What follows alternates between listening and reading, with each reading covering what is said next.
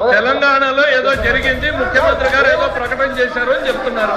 చెప్పినప్పుడు దానికి ఆ రోజు బాధ్యుడైనటువంటి ఇరిగేషన్ శాఖ మంత్రిగా పనిచేసిన హరీష్ రావు ఏం చెప్పాడు? మేం స్టే తీసుకొచ్చాము దీని మీద అని. దద్దమ్మ ప్రభుత్వం ఆ రోజు ఆంధ్రప్రదేశ్ లో ఉంది అనేటువంటిది ఈ రోజు శాసనసభ సాక్షిగా వెల్లడైంది. ఆ రోజు రాజ్యం చేస్తున్నది ఎవరు? వైఎస్ఆర్సీపీ అధినాయకుడు అని చెప్పబడుతున్నటువంటి జగన్మోహన్ రెడ్డి గారి దద్దమ్మ ప్రభుత్వం ఆంధ్రప్రదేశ్ రాష్ట్ర ప్రయోజనాన్ని తాకట్టు పెడితే చేత కాకుండా కోర్టుకు పోయి అఫిడవిట్ చేసినటువంటి వ్యక్తులు మీరు ఈ రోజు మా గురించి మాట్లాడతారా? రాయలసీమ మిత్రుల పోత పథకాన్ని మళ్ళీ ఎప్పుడులో కూడా ప్రారంభించి ఎప్పుడులో పూర్తి చేస్తారు. అయితే మీరు సంబంధం చెప్పండి, లేకపోతే సంవత్సరం పంపించండి.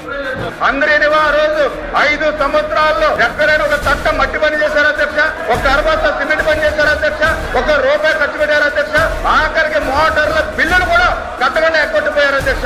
కానీ ఈ ప్రభుత్వం అధికారంలోకి వచ్చిన తర్వాత 5 సంవత్సరాల్లో వాళ్ళు చేయలేనిటువంటి పనిని ఒక్క సంవత్సరంలోనే చేసి చూపించాం అధ్యక్ష.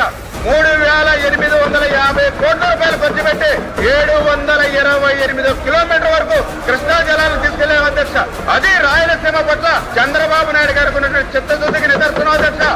జగన్మోహన్ రెడ్డి 5 సంవత్సరాల్లో అందరి నివాకి ఒక్క చుక్క నీరు అదనంగా ఎత్తి తీసుకెళ్లేదు అధ్యక్ష. రాయలసీమ బిడ్డ అని చెప్పుకోవడం కాదు అధ్యక్ష. రాయలసీమలో ఇరిగేషన్ ప్రాజెక్టుల మీద మాట్లాడే నైతిక హక్కు వైసీపీకి ఉండదు. వాళ్ళు మాట్లాడలేదు అధ్యక్ష. ఈ రాయలసీమ ఎత్తిపోతల పథకం మీద అడిగితే ఇది తిరిగి మన మెడకు చుట్టుకుంటుందా లేదా అన్నటువంటి ఆలోచన వాళ్ళకు ఉండాలి అధ్యక్ష. లేకుండా ప్రశ్నలేసి వాస్తవాలు వినడానికి వాళ్ళకు ఓపిక లేకుండా పోతే దానికి మేమెట్లా బాధ్యులం అధ్యక్ష? ప్రశ్న ముందు ఆలోచించుకోవాలి. ఇందులో దోషులు ఎవరు, తప్పు చేసింది ఎవరు, సభ సాక్షిగా నిజాలు వెలుగులేకొస్తే ఎవరు ఇబ్బంది పడతారని వాళ్ళకి వాళ్ళ నాయకుడి మీద ఏ రకమైనటువంటి చిత్తశుద్ధి ఉందో ఇవాళ అర్థమైంది అధ్యక్ష.